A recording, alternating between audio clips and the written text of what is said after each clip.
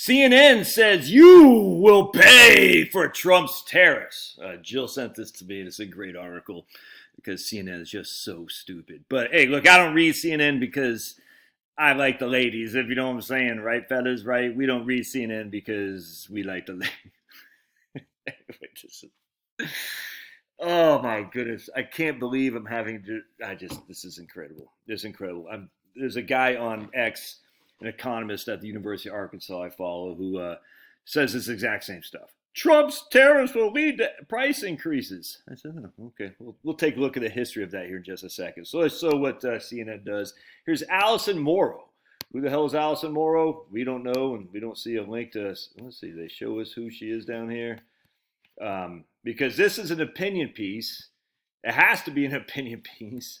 But it doesn't say opinion. It's crazy. And here we know it's an opinion piece because it says explicitly, Trump has repeatedly lied about this fact. What's the fact? The radical policy of Trump's tariffs could cost a typical middle-income U.S. household more than $2,600 per year, according to research from the Pete Peterson Institute for International Economics. Pete Peterson, yeah. This is a fact, Allison. This is a fact. Okay. Because economic projections say we think this will happen is not a fact, you clown. In fact, I'm very proud of my daughter. We were texting back and forth last night when I was watching the football game, and she said, if I can find it here, she said, what I'm learning from my econ classes, and she's studying economics at University of Georgia, is that if economists say one thing and then the opposite is going to happen. Yeah, exactly. And I said, kind of like epidemiologist, whatever that word is. Those are the disease doctors. That's what I said. If they all say one thing, you know the other is going to happen. Right here.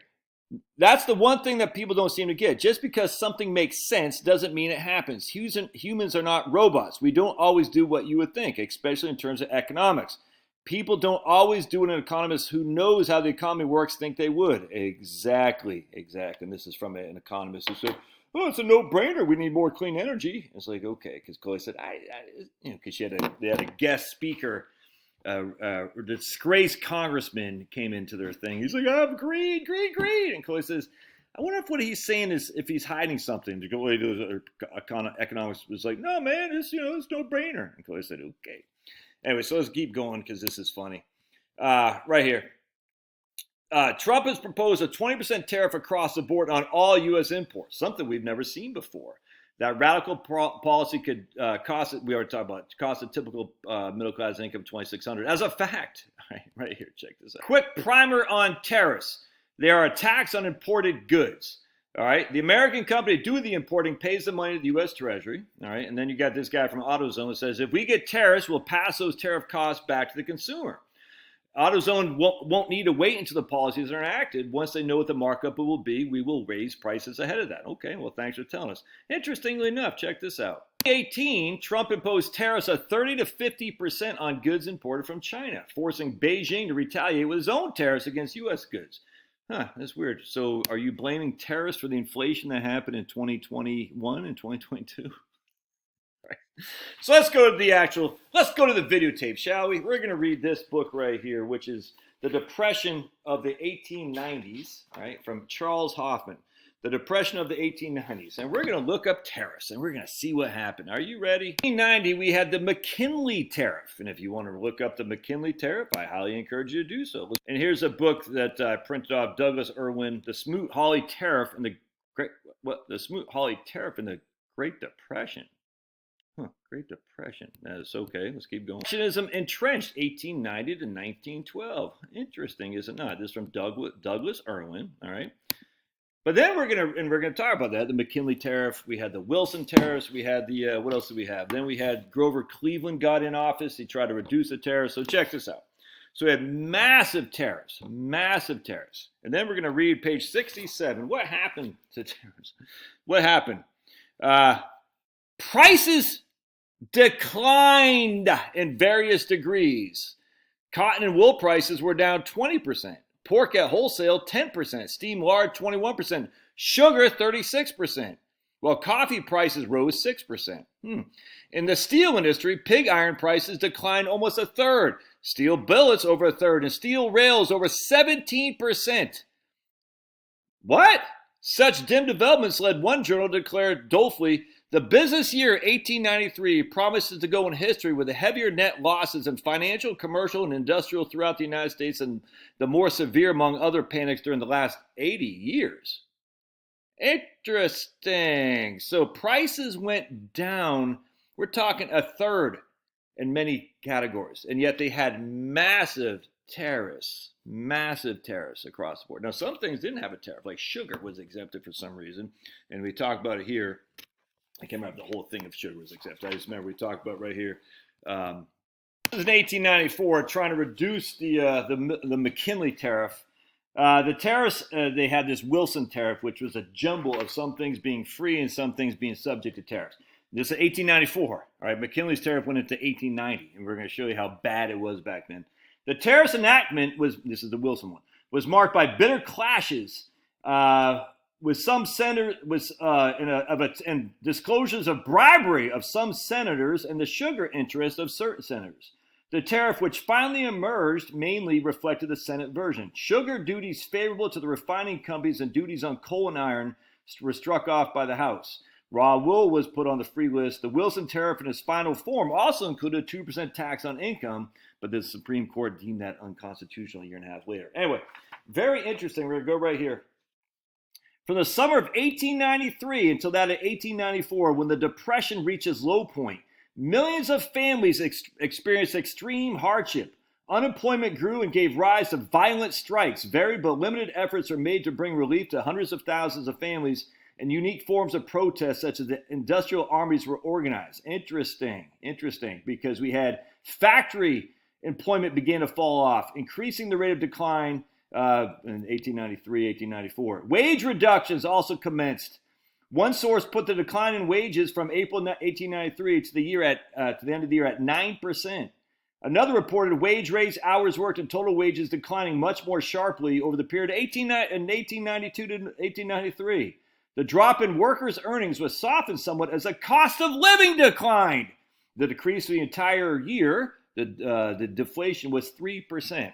Very interesting, CNN. So you could make an argument that tariffs lead to depression. You can make that argument if you want, but certainly doesn't lead to mass inflation. By the way, the only time the U.S. really experienced mass inflation was after a war, obviously, when they got rid of price controls, or the late 60s and early 70s. Were there mass tariffs put on in the late 60s or early 70s? No. And so going back again here, we see the Smoot-Hawley tariff right here. Right here. Passed in July of 1930. Let's go and look at what happened to GDP when these tariffs were enacted, shall we? Yes, we shall. By the way, so this is all the time. The 1890s are always on the gold standard, just thrown out there. So here's the McKinley tariff being passed in 1890. We had this is our GDP, none, and zero right here, CPI, inflation, not GDP, inflation. In 1890, we had zero inflation, negative 1.1, negative 8.0, 0, negative 1.1, negative 4.4, negative 2.3. What? Look at that. From 1890 to 1900, we had deflation. Kind of crazy, Josh. It's kind of crazy. I thought tariffs would lead to high prices. Let's take a look what happened in 1930. We'll go to 1929 just to show you what happened in 1929 and show you what the Smoot-Hawley did, because it definitely raised prices this time. 1930, Smoot-Hawley's passed in July. 1931, 1932, 1933. Mass deflation like you've never seen. Kind of crazy. It's almost like the economists don't know what the hell they're talking about. That's crazy, dude. Like 19, what do you say? 18, right there. Oh, we already did 1800, sorry. So let's look at what happened in 1966 and see, hey, man, you must have, 1966, excuse me. We must have mass deflation because there was no tariffs, right? We must have mass, we had inflation.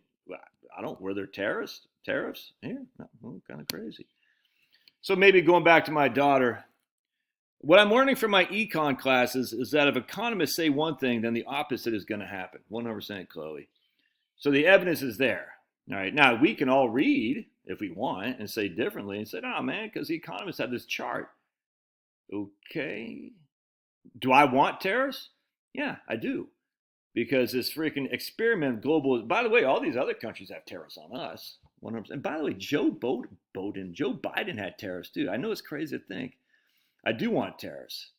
I do want tariffs because our manufacturing sector needs to be established again. That's just a fact. We cannot rely on our enemies for steel, all this other crap. We can't rely on this. We have to do it in house. That's just a fact.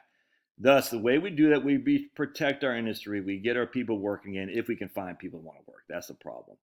I think we can, but that's a challenge. I'm not going to lie to you. But the idea that tariffs, we're going to pay the price for Trump's tariffs is a fact. It's just so friggin' silly to make me want to just jump off. I literally want to stand atop the Empire State Building on New Year's Eve, hanging out with Cher, Hillary Clinton, and that Lady Gaga fool, who apparently is related to Madonna. That's kind of strange. And then I'll just give myself some cuts, and I'll be bleeding. And I'll jump into the Hudson River, and hopefully there's a swarm of starving great white sharks. I'd rather do that, all that right there. Then I forgot what I was going to say. But that's what I'd rather do than this idea that freaking terrorists cause inflation. Where's the evidence? Where's the evidence? At least in the United States. Where's the evidence there? What's that chick's name? Allison Morrow. Let's look. I got to look her up. Who is Allison Morrow? Let's take a gander, shall we? This isn't her. There's this chick right here that I follow. Okay, she's good. I said, I don't think that can't be the same chick. No, it's not. So yeah, there's Allison Morrow. She's pretty good. I like her. But this is the CNN Allison Morrow lady here. Oh boy, I know better than you. Look at that like smirk. How dare you challenge me? I got the. Why is it going to images? I don't want that. I want to go to. I don't want the image thing. I want to go right here. Let's see what her background is, shall we? Yes, we shall, because I control the mic. Senior writer on CNN Business, covering a range of topics, including being including financial markets, U.S. economy. Yeah. All right. Well, there you go. Let's see what her bio is.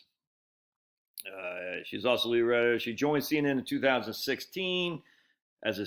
Before that, she was news editor at the Wall Street Journal, where she specialized coverage in Asia Pacific.